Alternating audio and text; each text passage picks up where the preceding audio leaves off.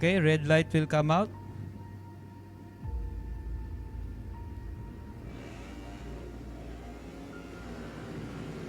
Okay, no stalled ride. There you go. And Rain Del Mundo wheeling bike lanes behind him. Rain Del Mundo sprinting away from this SSBK field, just 2 corners, and he's already ahead.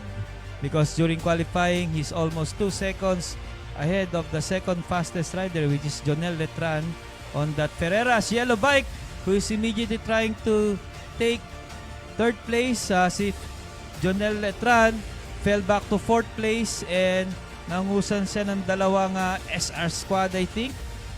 SR squad, Rain Del Mundo nasa 6th leg na. Nasaan na siya? Hindi na siya makita. Malayo na.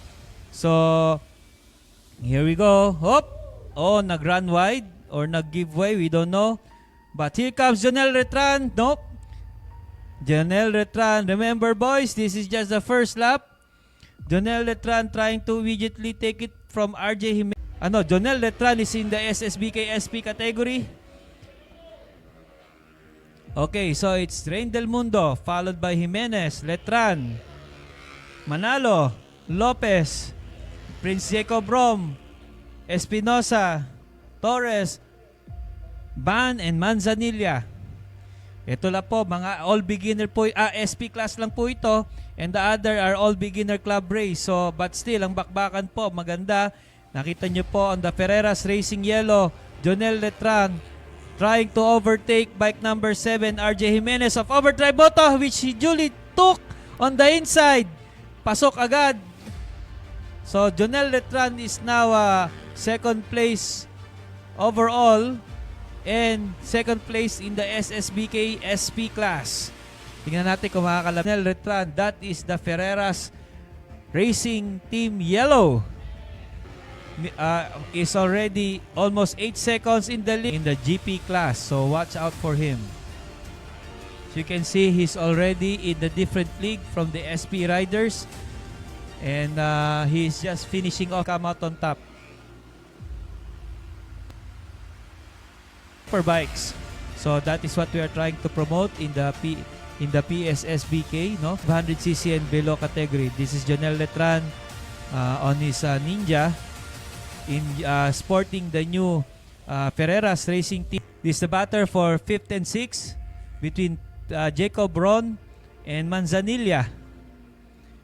So Jacob Ron is a Youth Cup rider, and look at that, no, from Mini GP. I'm sure na-apply niya lahat ng skills dito sa kanyang Prince Jacob Ron, I think, is only using a 250 in this race.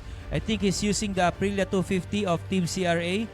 So just enough for his size and weight, no, to be able to compete with the higher CC bikes. And for sure, lahat po na natutunan niya sa Motul Moto Youth Cup na apply niya po ngayon. Look at him. That's Prince Jacob Rom of Team CRA Sec Moto Supply.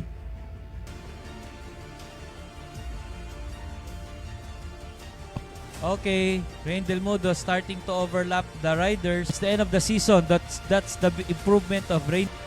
Talaga pong super SSBK po ang dating, and this is the type of teams and bikes that we hope to see more of sa SSBK. And Ferreras Racing Team, Jonel Letran taking 2nd place, followed by RJ Jimenez, the winner of the